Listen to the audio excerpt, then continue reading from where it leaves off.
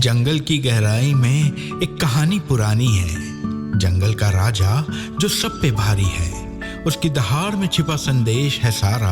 मैं भी बाघ है अनुभूति का नारा। मैं भी बाघ, मैं भी बाघ, हाँ मैं भी बाघ, मैं भी बाघ, मैं भी बाघ, हाँ मैं भी बाघ। अपनी शक्ति को पहचान, बचाएंगे हम ये पर्यावरण, ये वन। अपनी शक्ति को पहचान। ये हमारे सामने जो दिख रहा है ये नदी जा रही है, बहुत बड़ा झरना भी है। हाँ, ठीक है ना। और बैठ जाओ ना, देखो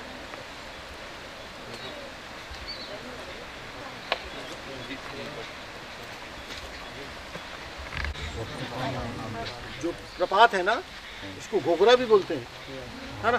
ये कब तक चलता है, कौन से महीने तक, कोई बताएगा? फरवरी तक चलता है। फरवरी तक चलता है।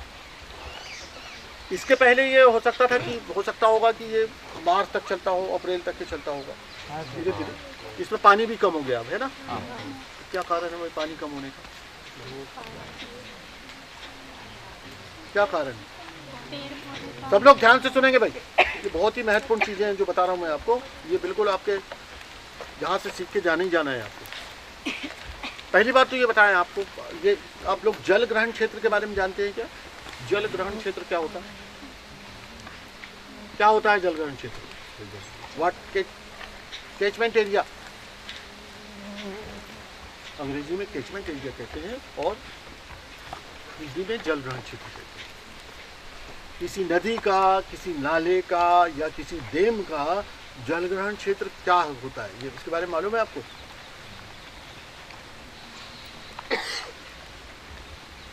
नहीं मालूम, है ना। तो जल ग्रहण क्षेत्र बिल्कुल बहुत ही सिंपल और बहुत ही सरल। पानी, घर वाला पानी उधर जाएगा, है ना।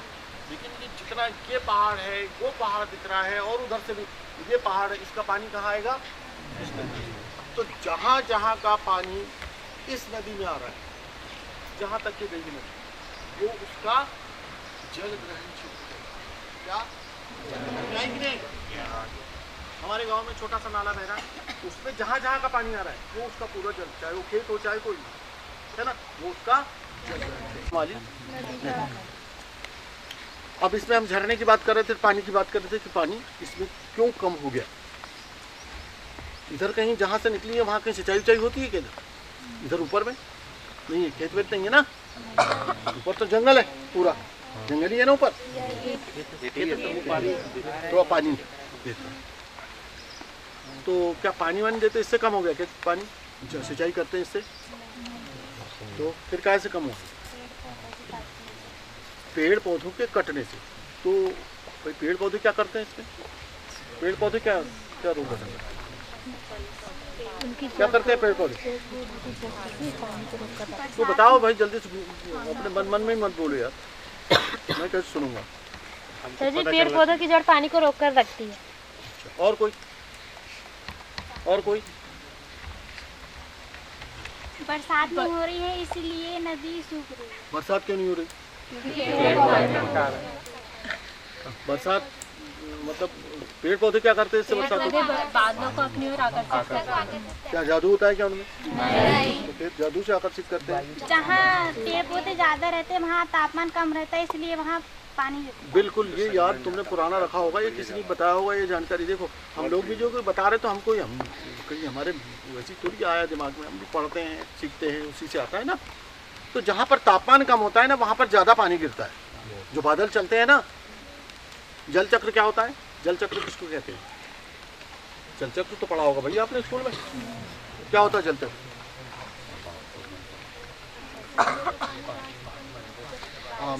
आप लोग बैठ जाएंगे ना तो बहुत अच्छा लगेगा, क्योंकि थोड़ा सा यहाँ पर कोई ऐसा पेंच नदी जो है, पेंच नदी का जलग्रहण क्षेत्र क्या होगा? उसमें जितनी नदियाँ मिलती है, जितने नाले मिलते हैं और जहाँ जहाँ का पानी आता है उसमें, वो सारे उसकी पेंच नदी के जलग्रहण क्षेत्र। अब जल ग्रहण क्षेत्र में ये किसी ने बोला कि जो है पानी उससे पेड़ पौधों से, जल ग्रहण क्षेत्र हमारे जितने भी हैं, जिन जिन नदियों के, जिन जिन नालों के, उनमें घने वन होना चाहिए, है ना। तो अब जंगल है या जंगल की ज़मीन है तो वहाँ पर तो वन होंगे, लेकिन जो खेत है तो वहाँ पर क्या होगा? तो खेत में भी हम लोग क्या है कि मेड़ों में वृक्ष लगाएं, तो उससे क्या होगा कि पानी, अब पानी कैसे मतलब जो धरती के अंदर जाता है ये बात करते हैं। और ये पानी क्यों कम हो रहा है, इसका बहाव क्यों? पहले पेंच नदी 1990 तक पेंच नदी, करहान नदी 12 महीने बहती थी, ये मैंने देखा हूँ, है ना। मैं 1986 से यहाँ पर आया हूँ तो मैंने देखा हूँ ये दोनों नदियाँ बहा करती थी, ठीक है ना। अब कारण क्या हुआ अभी? कारण ये है कि जो हमारा जितने जलग्रहण क्षेत्र है ना उनके पेड़ कट गए।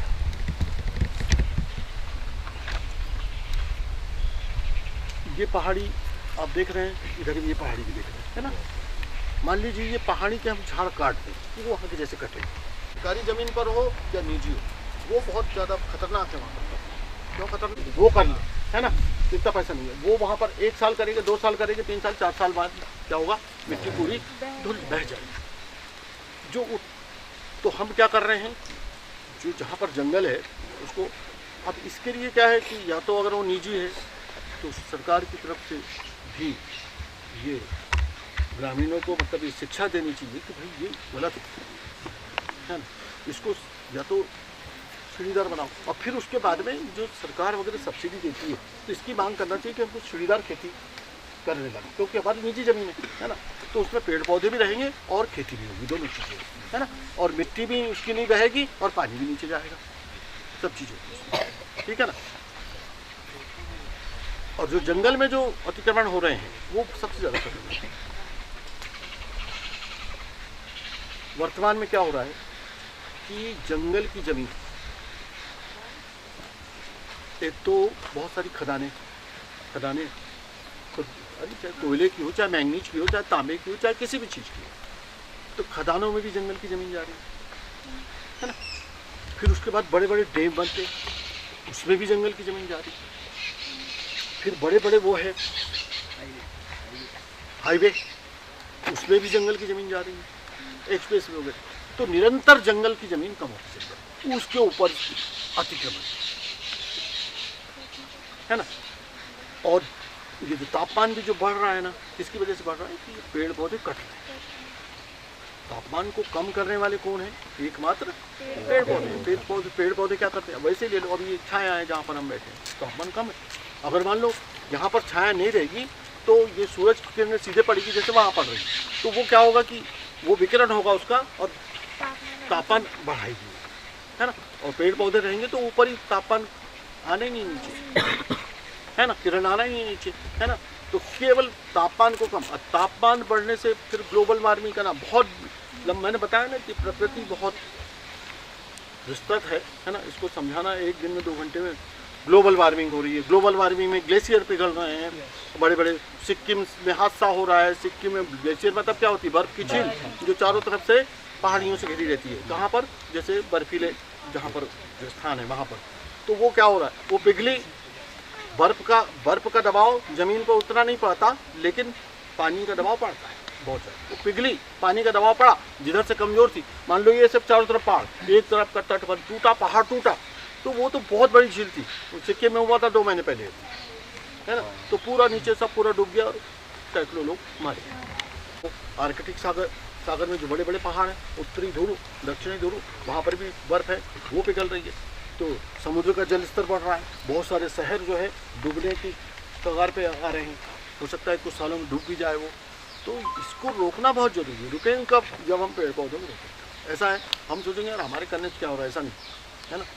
यहाँ पर हम करेंगे उसका फ़ायदा उधर भी मिलेगा, उधर वाले करेंगे इधर भी मिलेगा। तो धीरे धीरे क्या है कि बूंद बूंद से क्या भरता है? गागर भरता है ना। तो हमको ये नहीं सोचना है कि हम सब कुछ कर सकते हैं, लेकिन हम कुछ तो कर सकते हैं ना। अच्छा, अब देखिए जल चक्र के बारे में मैं थोड़ा सा बता दूं कि जल चक्र यानी जो समुद्र का पानी है वो गर्मी के दिनों में क्या होता है? गर्मी के दिनों में नहीं, हमेशा जब सूरज की किरणें पड़ती है तो गर्मी के कारण वो भाप बनकर ऊपर उड़ता है ना। और ऊपर जाके क्या है, बादल का रूप ग्रहण कर लेता वो। तो मतलब वाष्प जो है उसकी संघनित हो जाती है, फिर वो हवा की दिशा में उड़ता है, जिधर हवा चलती है उधर उड़ता है। फिर जहाँ पर मतलब पेड़ पौधे ज़्यादा होते हैं और जहाँ ठंडक होती है, तापमान कम होता है, वहाँ पर वो भाप जो है और उसके कण नज़दीक आते हैं और वो पानी बन जाता है। पानी बनता है तो वजन उसमें वाष्प हल्की होती है और पानी वज्री होता है, तो वो नीचे गिरता है। तो जहाँ पर पेड़ पौधे ज़्यादा होंगे, ठंडक जहाँ ज़्यादा होगी, वहाँ पर पानी ज़्यादा गिरेगा। अब इस समय ये जलवायु परिवर्तन क्यों हो रहा है? क्योंकि हम प्रकृति के साथ छेड़छाड़ कर रहे हैं, वनों को नुकसान पहुँचाना और तमाम चीज़ें, गतिविधियाँ, फैक्ट्री वगैरह, तापमान बढ़ना, तो इससे क्या हो रहा है कि जलवायु परिवर्तन हो रहा है। जलवायु परिवर्तन के कारण राजस्थान में भी मतलब ढेर सारी वर्षा हो रही है, बहुत सारी जगह पर जहाँ पर कभी वर्षा नहीं होती, ठीक है ना। तो ये तो हो गया जल चक्र, है ना। अब वो पानी गिरा, झाड़ पेड़ों पे गिरा, फिर कहाँ आया? नदी नालों में आया, नदी नालों से फिर वो कहाँ गया? फिर समुद्र में चला गया। तो ये क्या हुआ? जल चक्र, है ना। अब पानी जो है, ये इसकी बात कर रहे थे अपन, किसकी, कि इसमें पानी कम क्यों हुआ, ये समझाने वाली बात। देखिए, इन पहाड़ों पे पानी गिरा, इन पहाड़ों पे पानी गिरा। अगर मान लीजिए इन पे जंगल ना हो तो क्या होगा कि सीधा जो है पानी, सीधा पानी नदी में आएगा, नीचे नहीं जाएगा, नीचे पानी नहीं जाएगा, और सीधा, और उसके साथ साथ क्या करेगा? मिट्टी को भी और बहा के लेगा। मिट्टी काहे से बनती है? पत्तियों से, के मरने से, उनके सड़ने से मिट्टी बनती है। क्या मिट्टी यानी हुमस, है ना। और वैसे तो क्या है, ये मिट्टी काहे से बनती है? जो मिट्टी होती है ना, वो चट्टानों के टूटने से बनती है। चट्टान कैसे टूटती है? ज़्यादा गर्मी, ज़्यादा ठंडी, जिससे चट्टान टूटती है, रगड़ने से टूटती है, और उसके बाद ये मिट्टी। लेकिन उसमें जो उपजाऊ मिट्टी होती है, जो ह्यूमस होती है, खाद होती है, वो केवल और केवल पेड़ पौधों की और जो जीव जंतु उनके सड़ने से, है ना। वो 1000 साल में 1 सेंटीमीटर 2 सेंटीमीटर की परत आती है, और वो एक झटके में पूरी बहा के ले जाती है ना। अब मान लीजिए इसमें मतलब जो है पेड़ पौधे लगे हैं, पानी गिरा, तो पानी गिरा तो जितनी भी गति से पानी गिरा, तेज गति से भी गिरेगा, तो वो झाड़, पत्ती, डालियों पर आएगा पहले, तो उसके बाद उसका क्या होगा कि वेग कम हो जाएगा। पानी गिरेगा तो उसका वेग कम होगा, और वो बूंद करके जमीन में गिरेगा, है ना। और वो जमीन में बूंद करके गिरेगा तो क्या होगा कि फिर वो जमीन के अंदर जाएगा। इसको क्या कहते हैं? रेन वाटर हार्वेस्टिंग, यानी और वर्षा ऋतु, वर्षा के पानी का धरती में संचय, यानी अवशोषित करेगा वो, है ना। तो वाले कौन है? एकमात्र पेड़ पौधे, कोई दूसरा नहीं करता। अब हमारे पंचायतों में ये नियम आए हैं, नगरों में नियम आए हैं, नगर पंचायतों में आए हैं, नगर निगमों में नियम आए हैं कि हर घर में एक रेन वाटर हार्वेस्टिंग सिस्टम लगाना जरूरी है। उसका मतलब क्या हुआ कि हमारे जो छत का पानी है और हमारा जो कंपाउंड है, उसका पानी एक तरफ, वो पानी गिरेगा, ऐसा ढाल बना दो एक तरफ में कहीं और गड्ढा कर दो, वो पानी नीचे जाएगा। तो पानी नीचे जाएगा तो जल स्तर उसका हमारे गांव में बढ़ेगा, ऊंचा रहेगा, पानी की किल्लत नहीं होगी। और ये बिल्कुल तय बात है कि अगर हम ऐसा करते हैं हमारे गांव में, तो पानी के टैंकर नहीं आएंगे कभी, टैंकर से हम निजात पा लेंगे, लेकिन ऐसा होना चाहिए। अच्छा, अब उसमें बात आती है कैसे? घर का पानी घर में, तो रेन वाटर हार्वेस्टिंग, गांव का पानी गांव में, तो सब जगह रेन वाटर हार्वेस्टिंग होगा, यानी वो सिस्टम लगेगा तो पूरा चला जाएगा। कुछ झाड़ पेड़ होंगे उससे भी जाएगा। खेत का पानी खेत में, तो खेत का पानी खेत में, मतलब उसमें कुछ झाड़ होंगे धूरे मेड़ वेड़ पे, और उसको हम क्या करते हैं कि बंधान वगैरह भी बांधते हैं ना खेत में, जैसे ढाल हम प्लेन रहा तो नहीं बांधते, है ना। और मान लो ऐसा ढाल रहा या थोड़ा सा नाला टाइप का, झील टाइप का है, तो बांधते, तो वो पानी उससे नीचे जाएगा, है ना। तो गाँव का पानी, मतलब घर का पानी घर में, गांव का पानी गांव में, और खेत का पानी खेत में, तो तब हमारे गांव में ये टैंकर वाला मामला समाप्त हो जाएगा। अभी आया नहीं सर ग्राम पंचायतों में जो रिचार्ज वगैरह बोलते हैं अपन, हाँ, जैसे जितने भी हैंडपम्प वगैरह है, हाँ, उसमें गड्ढा खुलवा कर उसमें अपन पत्थर वगैरह डाल कर जो पानी है, मतलब वाटर लेवल बढ़ाने के लिए प्रत्येक हैंडपम्पों में रिचार्ज बनाना है, और जितने जो नहानी वगैरह है उसमें भी रिचार्ज बनाना है, ताकि पानी वहाँ से दूर न जाए, वहीं रिस्क के वहीं जाए, ताकि पेड़ पौधों को मिल सके। हाँ, वो भी है नहीं, रिचार्ज वगैरह गड्ढे वगैरह जो मैंने अभी बताया ना आपको, ये नियम अलग है, ये घरों के लिए है, घरों के लिए, प्रत्येक घरों के लिए सब नहानी रहता और ये गुजरात में सबसे पहले लागू हुआ। अच्छा, गुजरात में तो ये मालूम है, वहाँ पर कहीं कहीं बहुत ज़्यादा पानी की कमी है, तो वो लोग क्या करते हैं कि उनका जो घर है उसके ऊपर, छत के ऊपर का पानी और जो उनका कंपाउंड है उसका, वो पानी लेके और एक गड्ढा बनाते हैं। तो गड्ढा कैसे बनाते हैं? वो कच्चा गड्ढा नहीं रहता, ये जिसकी बात कर रहा हूँ, हमारे यहाँ जो गड्ढे बनते हैं वो कच्चा बनेगा, नीचे पानी जाएगा, अगल बगल से पक्का होगा, वो नीचे से कच्चा होगा, तो वो पानी उसमें रिस जाएगा। वहाँ पर पूरा पक्का बनाते हैं, तो वो बड़े बड़े गड्ढे बनाते हैं, वो साल भर का पानी इसमें इकट्ठा होता है, वही पानी यूज़ करते हैं वो लोग, ऐसा करते हैं। है ना, और लगातार बरसात हो रही है, पानी निकलेगा।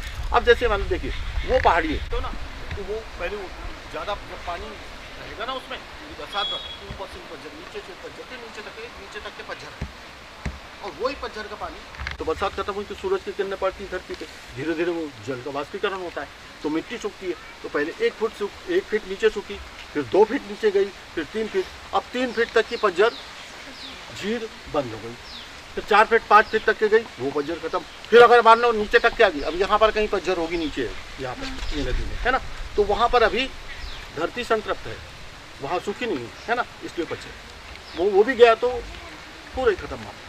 तो जब तक के मतलब जो है ये पतझर या झील रहेगी तब तक के नदी का बहाव चलता रहेगा, नालों का बहाव चलता रहेगा, और यही छोटी नदियाँ बड़ी नदियों में मिलती है, बड़ी नदियों में इनका भी पानी जाता है, और डायरेक्ट जो है ये कहाँ की बात कर रहा हूँ मैं, वो अभी बोला था ना जल ग्रहण क्षेत्र, अब आया जल, तो जल ग्रहण क्षेत्र का पानी इनमें आता है, और जल ग्रहण क्षेत्र में अगर पेड़ पौधे नहीं होंगे तो वो जल्दी से सूखेगा फटाफट, और वो वाष्पीकृत होकर उड़ जाएगा, पता लगा कि हमारी नदी जो है नवंबर में सूख गई।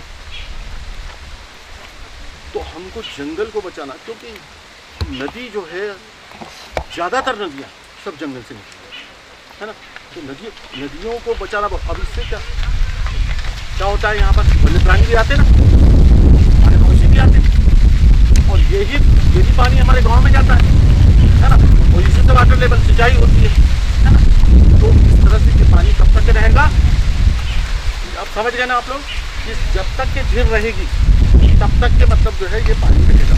इसका सीधा कनेक्शन है, पेड़ पौधे रहेंगे तो आपके पानी रिचार्ज होगा, धरती के अंदर जाएगा, और वो पेड़ पौधे जल्दी सूखने नहीं देंगे पानी को, है ना, और वो चलता, ठीक है। अब इसके बाद में हम जैसे बात प्लेन खेत है, तो प्लेन खेत पानी गिरा तो कहीं बहेगा नहीं, तो प्लेन है ना, खेत अंदर जाएगा। जब बहुत ज़्यादा गिरेगा तो कहीं बह जाएगा, लेकिन आराम से गिरा पानी तो खेत के अंदर जाएगा, ठीक है ना। लेकिन होगा क्या कि उससे जो पतझर निकल रही है नीचे से कहीं से, तो चूंकि वहाँ पर सूरज की सीधे किरणें पड़ेगी, बरसात समाप्त होने के बाद में वो जल्दी सूख जाएगा, तो वहाँ की पतझर जो है या झील जल्दी से बंद हो जाएगी। तो खेत तो हर गुरैया तरफ ही चल जाओ ना, तो वो ऊपर से देखेंगे जैसे जंगल लगा हुआ है, दिखता है ना, तो वहाँ पर भी खेती होती है। तो ऐसा नहीं कि मतलब हम पेड़ पौधे अगर पेड़ के किनारे लगाते हैं तो उससे खेती नहीं होती। आप लोग लगवाएंगे अपने पेरेंट्स से, अपने भाई बहनों सबसे, मतलब मित्रों से, है ना।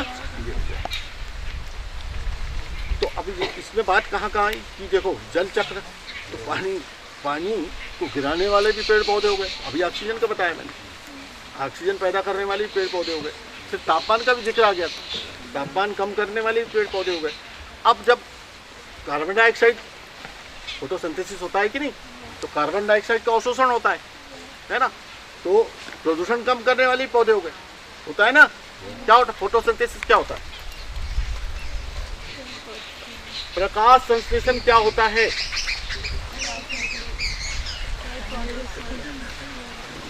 अच्छा प्राणियों में पहले तो ये बताइए कि आदमी में और जानवरों में क्या अंतर है,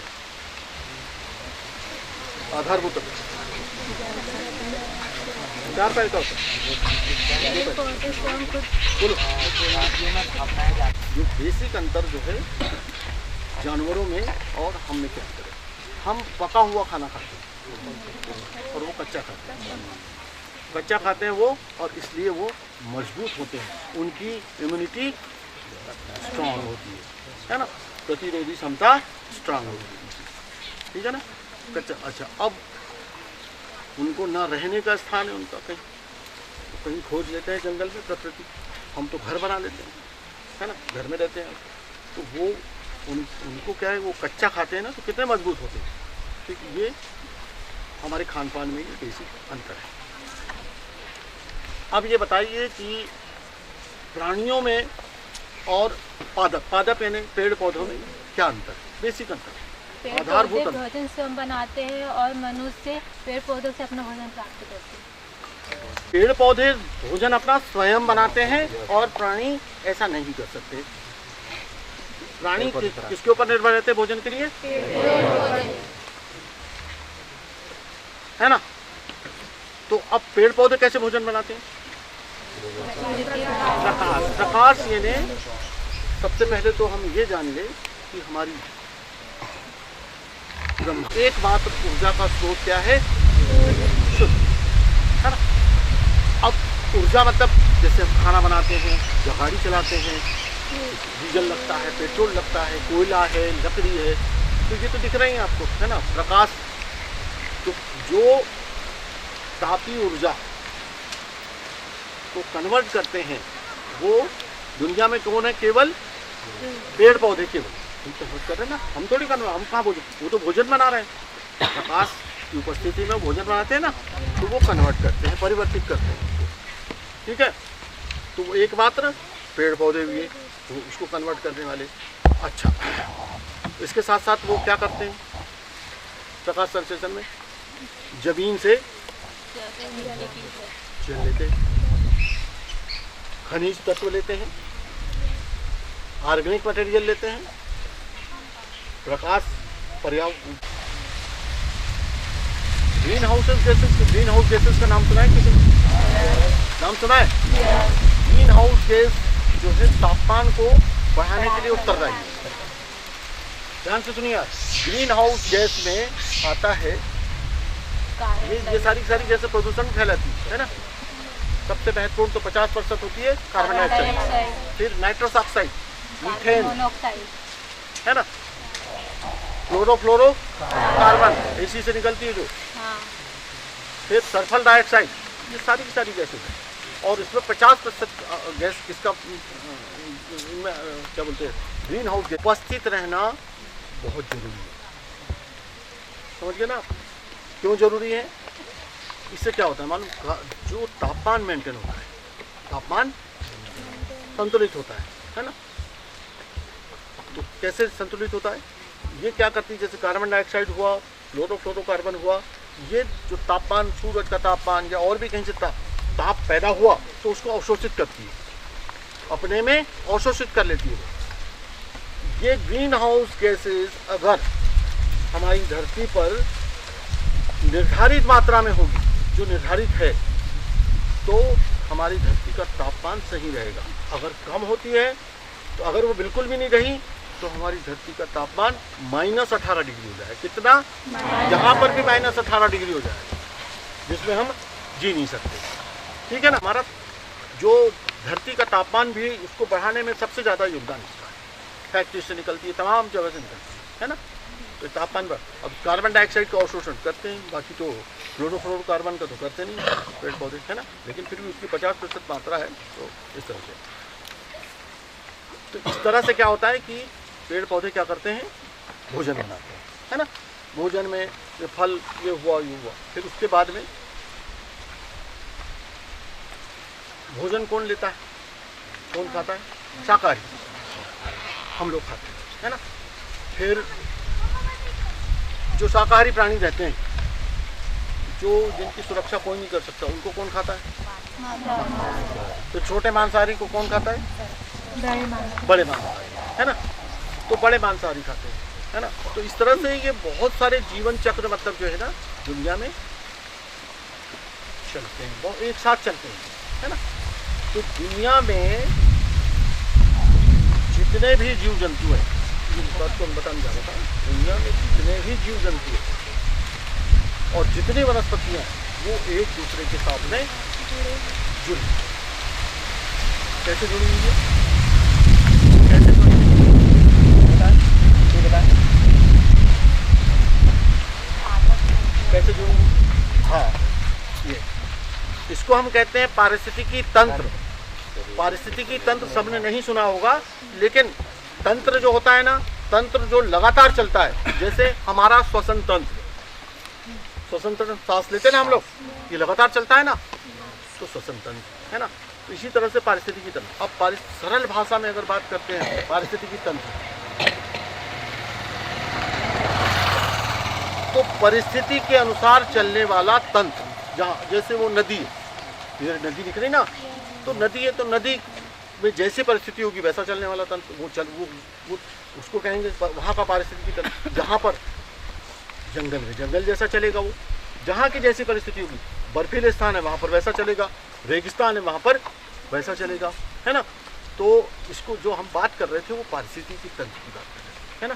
तो इसमें क्या है, पारिस्थितिकी तंत्र में जो सबके जीवन जो चलते हैं ना पूरे दुनिया में, वनस्पति के जीवन हो चाहे मतलब जीव जंतु के जीवन में जो चलते हैं, ज़्यादा महत्वपूर्ण और रोल किसका होता है, दीमक का भी होता है। दीमक जो है जंगल में जो पत्तियाँ वत्तियाँ जो उसको खा लेती है और वो पचा लेती है, लकड़ी खा लेती है सड़ी, वो लकड़ी तो वही सड़ाती है, उसको खा लेती है, पचा लेती है, और यानी सेलुलोज को पचाती दीमक। हमारी दुनिया में सेलुलोज को पचाने वाला एकमात्र प्राणी कौन है, दीमक। केवल सेलुलोज को जो पचाता है वो केवल दीमक है, ठीक है ना, दीमक पचाता है। तो दीमक भी मतलब जो है मिट्टी बनाती है, ह्यूमस बनाती है ना। और बैक्टीरिया फंजाई भी यहाँ सबको सड़ाते हैं, बहुत सारे छोटे छोटे जीव जंतु वनस्पति पत्ती वगैरह सब पूरा सड़ाते हैं। मान लीजिए ये बैक्टीरिया फंजाई यहाँ ज़मीन में नहीं रहे तो क्या होगा, वगैरह जो होती है ना नीचे जो बीज या स्पोर्स या वो रहती है, तो वो क्या होता है कि गर्मी के कारण या गर्मी के दिनों में वो नीचे धरती के अंदर चले जाते हैं, ठीक है ना, धरती के अंदर वो चले जाते हैं। और क्योंकि अगर वो गर्मी में रहेंगे ऊपर तो मर जाएंगे, तो गर्मी में क्या होता है कि वो नीचे रहते हैं, और जैसे ही पानी गिरता है नमी होती है तो ऊपर आ जाते हैं और सड़ाने लगते हैं सब पूरी जो नीचे जो भी चीज़ें ऊपर मिलती हैं उनको, है ना। भालू भालू सफ़ेद भालू होता है ना, पोलर बियर, ये स्नो लेपर्ड है ना, दुआ भी होता है ना वहाँ, तो वहाँ पर वो हो गया रेगिस्तान में भी। अब फिर उसके बाद में देखिए कि हमारे बगीचे में अलग चलती है, बगीचा या खेत में अलग चलती है, वहाँ छोटे छोटे कीट होते हैं कि नहीं, उसको पक्षी खाता है, तो सबसे ऊपर कौन हो गए वहाँ पर, पक्षी हो गए, वो सब मरेंगे तो नीचे, ठीक है ना। तो वहाँ की श्रृंखला, यानी मैं आपको बताया था ना कि पारिस्थितिकी तंत्र, तो जहाँ जैसी परिस्थिति होगी वहाँ वैसा चलेगा। और मुख्य रूप से दो उसके प्रकार हैं, एक तो थल में चलने वाला और एक जल में। तो थल वाली बात तो मैंने बताया अभी आपको, है ना, लेकिन अब जल वाली, तो जल में समुद्र में देख लीजिए आप, समुद्र में क्या होता है, सबसे ऊपर कौन है, मैं इधर यहाँ बिठा लूँ, अरे चंबल नदी में तो भाई क्रोकोडाइल और क्या मगर और घड़ियाल वहीं तो पाए जाते हैं, तो वहाँ सबसे ऊपर वो है, ठीक है ना। रेत का, चलो यहाँ पर एक वो आ गया, रेत का उत्खनन क्यों नहीं करना चाहिए कि बहुत सारे जो जलीय प्राणी होते हैं ना वो रेत में देते हैं, क्या अंडे रेत में देते हैं, इधर ध्यान से सुनिए आप लोग, रेत में अंडे देते हैं, और ये नहीं बहुत सारे जलीय जंतु देते हैं।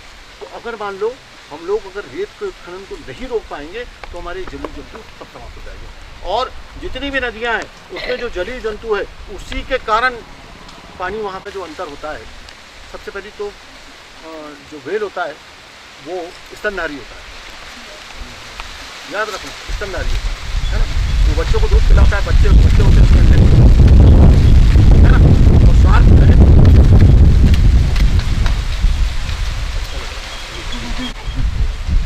जब सांस लेती है तो वो ऊपर आती है, क्यों आती है ऊपर, व्हेल सांस लेने के ऊपर क्यों आती है वो पानी छोड़ने के लिए आती है, क्या पानी छोड़ने के लिए,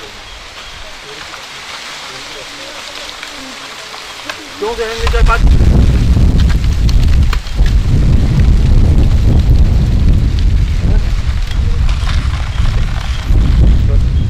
क्या होते हैं गिल्स, बिल्कुल सही, तरफ से क्या है कि जो जलीय प्राणी होते हैं ना जिनमें गिल्स होते हैं, फेफड़े के स्थान पे गिल्स होते हैं, वो समुद्र में घुली हुई ऑक्सीजन लेते हैं, और जिनमें फेफड़े होते हैं उनको ऊपर आना पड़ता है सांस लेने के लिए, ये मुख्य है, ठीक है।